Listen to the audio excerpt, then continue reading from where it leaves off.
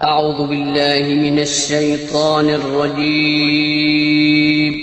پناہ مانگتا ہوں میں اللہ کی شیطان مردود سے۔ بسم الله الرحمن الرحيم شروع اللہ کا نام لے کر جو بڑا مہربان نہایت رحم والا ہے۔ آج انسان عبادت کم اور ڈھونگ زیادہ کیوں کر رہا ہے؟ کیونکہ اس کو یقین اپنی دولت اور اپنے اوپر ہے، اور اس کا یقین اور محبت اللہ کی طرف سے کھو گیا ہے، اور اسی کی وجہ ہے کہ وہ عبادت کم اور ڈھونگ زیادہ کر رہا ہے۔ اور یہ دنیا بھی اسی لیے شیطانیت اس دنیا میں زندہ ہے کہ جب وہ دیکھتی ہے کہ کسی معاشرے کا ذمہ دار عبادت کم اور ڈھونگ زیادہ کر رہا ہے تو وہ بھی پھر بنانے لگتا ہے، اور بہتر سے بہتر ڈھونگی اس معاشرے میں شیطان بھیج دیتا ہے کہ ان کو عبادت سے دور کر کے پوری طریقے سے ڈھونگی بنا دو کہ صرف ڈھونگ کریں، اور اللہ کا خوف اور اس کی محبت ان کے دل سے ختم کر دو، اور یہ سوچیں کہ یہی دولت سب کچھ ہے ہمارے لیے۔ اور اسی لیے پروردگار نے محمد آل محمد کو اس دنیا میں اتارا کہ انہیں سمجھو، تو وہ انسان انہیں کیا سمجھے گا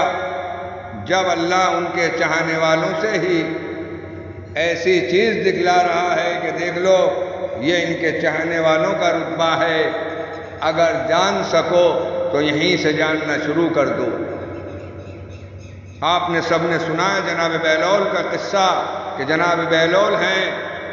اور ریتے کا محل بنا رہے ہیں۔ ہارون رشید آتا ہے، پوچھتا ہے کہ بہلول یہاں بیٹھ کر کیا کر رہے ہو؟ جناب بہلول کہتے ہیں کہ دیکھ میں ایک محل بنا رہا ہوں جو جنت میں ہے، اگر تجھے لینا ہے تو لے لے۔ ہارون رشید کہتا ہے کہ اچھا کتنے کا ہے؟ کہا چل 100 دینار دے دے۔ اور ہارون رشید منہ بنا کر بہلول کو دیکھ کر چل دیتا ہے، اور اسی کے گھر سے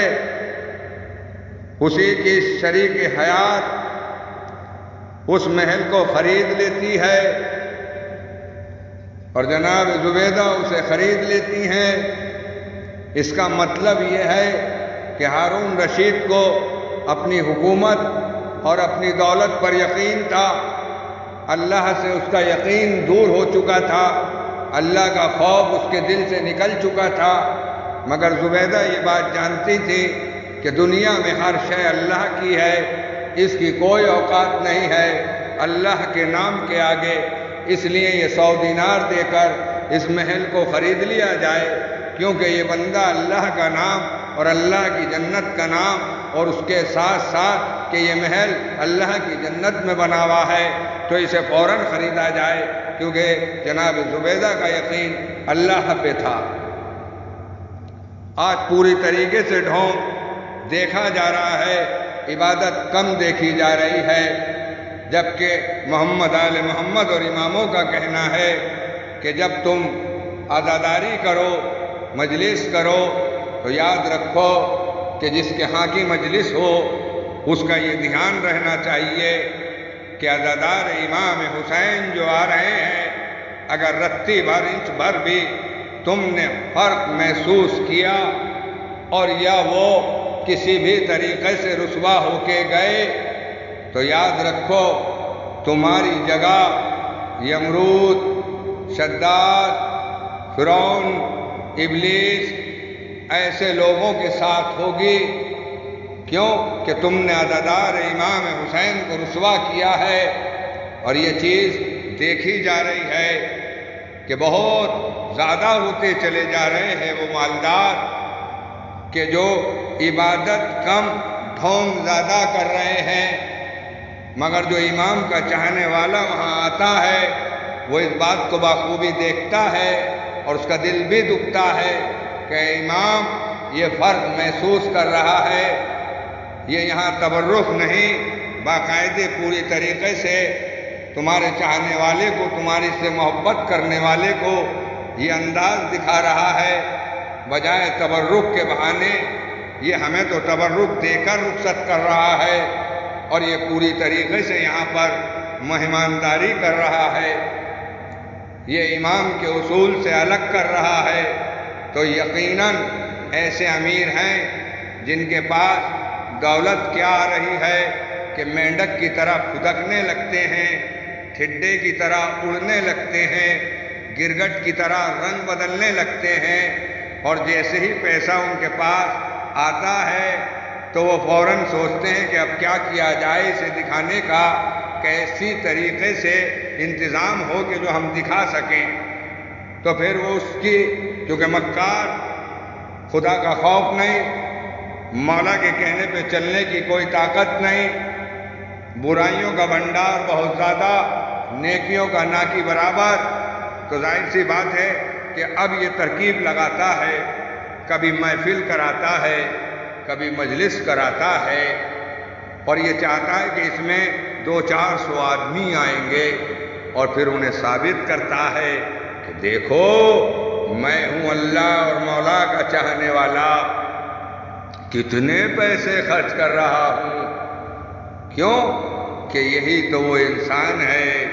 جو معاشرے کو خراب کر رہا ہے، اور معاشرے میں جو غریب اور مخلص ہیں ان کے دلوں کو بے چین کر رہا ہے۔ شاید اسے یہ معلوم نہیں ہے کہ اس دنیا میں ایسے بھی انسان ہیں جو تنہائی کو اور اندھیرے کو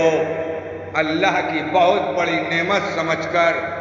ہر غم میں اس کا شکر ادا کرتے ہیں، اور اگر ان کے چوٹ لگتی ہے تو پھونک مار کے اللہ پر اتنا یقین ہوتا ہے کہ پھونک مار مار کے اسے چوٹ کو صحیح کر لیتے ہیں، مگر اپنی پھونک کو لے کر کسی کے دروازے پہ نہیں جاتے ہیں، کیونکہ وہ جانتے ہیں کہ اگر دروازے پہ جانا ہے تو بس اللہ کے دروازے پہ جانا ہے۔ اس لیے یہ بات بالکل صحیح ہے کہ سدھر جاؤ، بہت وقت نہیں ہے اب اللہ نے اس دنیا کا انتظام کر لیا ہے، جس نے بھی بہتر نمبر دکھائے اسے پتہ لگے گا کہ قبر میں روشنی کیسی ہوتی ہے۔ یہ جو روشنی انسان تو دیکھ رہا ہے یہ کچھ بھی نہیں ہے، تجھے قبر میں پتہ لگے گا کہ روشنی کیسی ہوتی ہے جب تو قبر کے اندر جائے گا،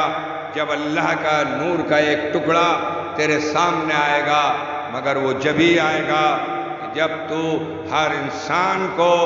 صحیح نظر سے دیکھے اور کہیں بھی ہر بات کو